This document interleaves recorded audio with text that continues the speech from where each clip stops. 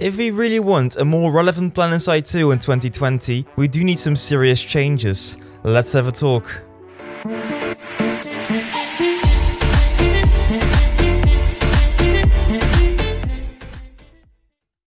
Ladies and gentlemen, welcome back to the channel. I'm your host Fable as usual, and today we are talking how Daybreak games or Rogue Planet games can actually make that game better and more relevant again for the future. In my previous video, I had numerous people actually coming up with suggestions, and one of those was Mr. Hamster. He starts his comment by saying that Rogue Planet Games has won maybe 2 opportunities to turn things around again. Right now, it feels like a fresh start for Rogue Planet Games after splitting off on Daybreak, but they need to show that Planetside 2 is in the right hands and goes into the right direction. When people start to recognize that there is a future for Planetside, well, in that case, people might start spending money on the game again. They might get a subscription, they might buy a bundle. But more importantly, Planetside desperately needs more players.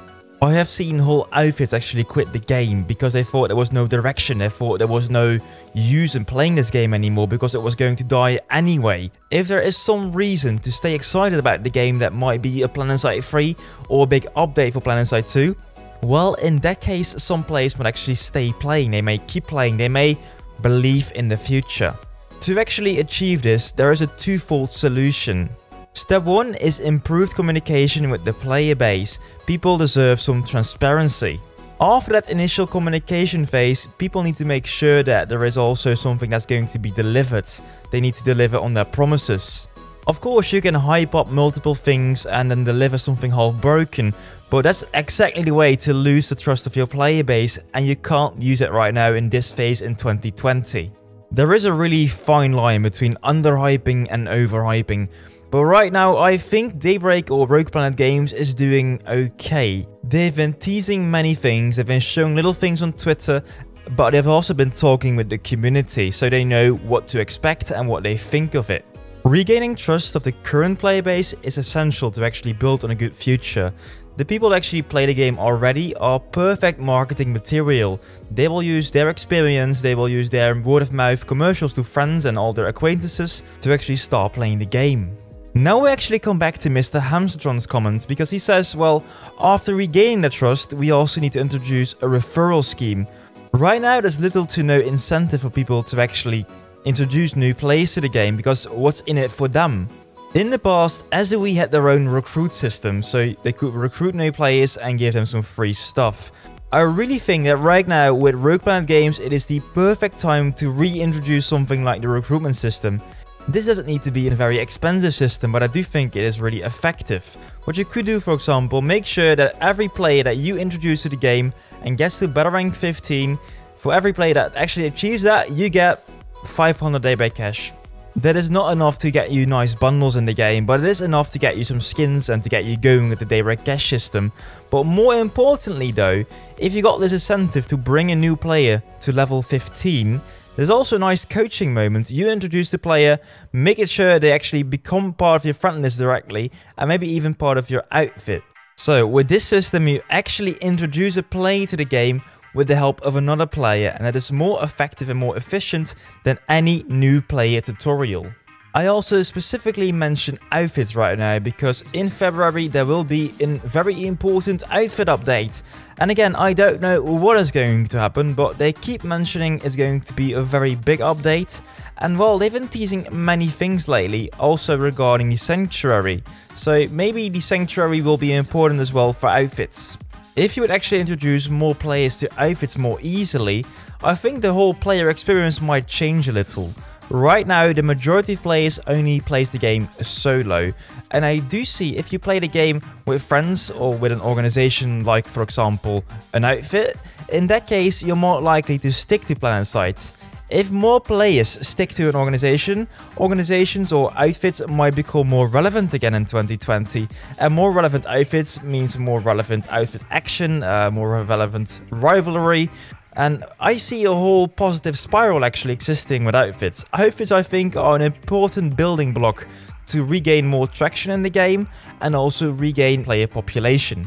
So many free-to-play games do have a referral program to actually introduce more players to the game, and I just don't understand why Daybreak doesn't have it anymore for Planetside. So Rogue Planet Games, rather sooner than later, please reintroduce this to the game. I think it will only be very beneficial. But okay, let's say they actually reintroduce the referral scheme and people start to come in thanks to your friends. Well, that might be the case, but it will only bring you so far. What we need is bringing in players from different locations as well. I do think that community engagement is key, and I'm referring to also a Reddit post by the same Mr. Hamstertron. He mentions in his thread that, well, we can follow examples from Warframe or Path of Exile. They have regular streams and show off gameplay, fan art, or, you know, just general quirks what the devs are doing at the time. During those dev streams from Warframe, apparently they quite frequently actually become in the top 5 most watched video games on Twitch. This actually gives the game a lot of exposure as well to new players. Moreover, when actually the devs are using a platform like YouTube or Twitch, they can also make it possible for other content creators to join in on the hype. Right now, I do know that Planetside 2 is not really a streamable game. The game doesn't really have a goal, it's only really slaughtering people because from an outsider perspective, there is not really an individual goal there to achieve. Anyway, if you want to see me fail at playing Planetside on stream, you can also check me out at twitch.tv/faber1, and you can check the link in the description, of course. But okay, enough personal sellout. If there's actually more presence from content creators, there's again a really cheap way of marketing and get more exposure. Right now, I know that Twitch has, I think, between 20 and 100 viewers on average on Twitch. So again, you're really low on the exposure side of things.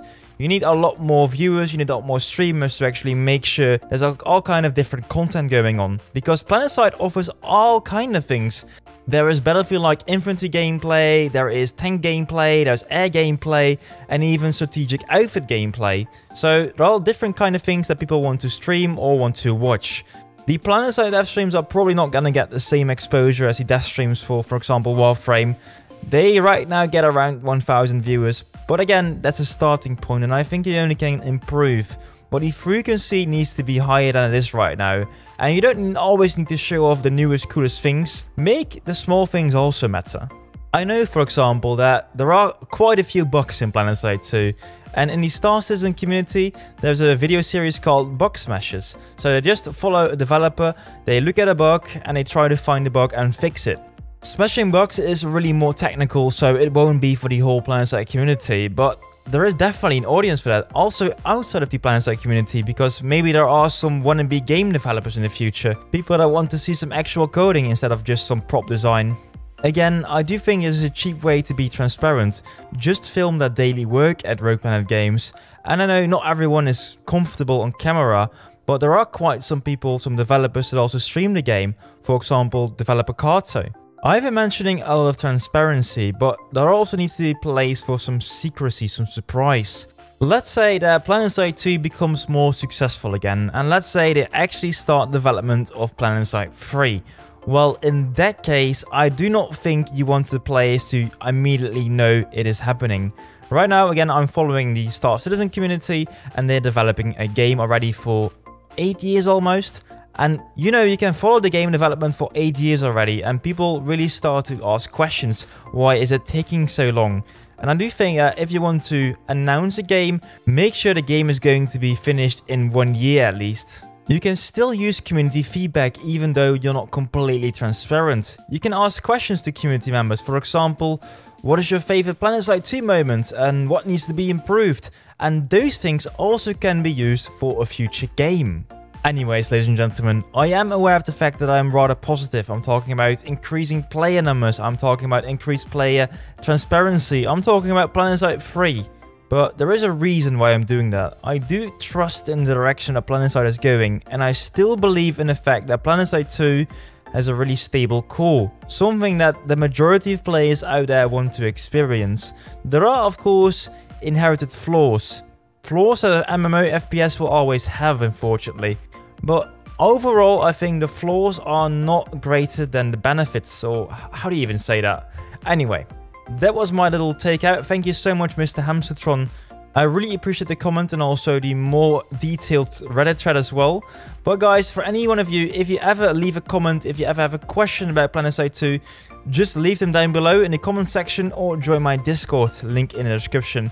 Also, if you like this kind of video, let me know by pressing the like button. And if you want to see more in the future, do not forget to press the big red subscribe button. Anyways, guys, that is me, that is Faber1, and I will see you soon with some more content.